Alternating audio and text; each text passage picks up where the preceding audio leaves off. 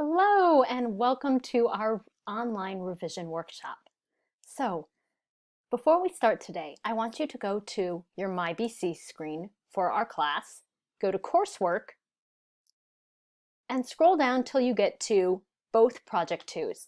I want you to print both the annotated bib rough draft and cause and effect essay. Now, when you print them, you click on the link and you scroll down to hit the blue button. When you hit the blue button, it'll take you to the screen where you can see the paper you submitted. And it should have 3 options for downloading it. One of those options is to download it with comments. Choose that option because you need my comments for you to go through the revision workshop.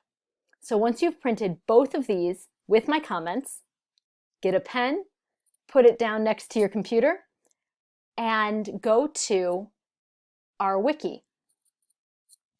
And in our wiki for this week, which is week 11, you have everything you need to be a part of the rough draft workshop. So print out the comments, get your pen, and then watch all the videos on the page and post your comments for today, both here in the comment box and back on MyBC. So you're going to post them on the wiki so that it is a class discussion, but here you're going to post them on Friday under your week 11 participation assignment so you can get participation credit as well.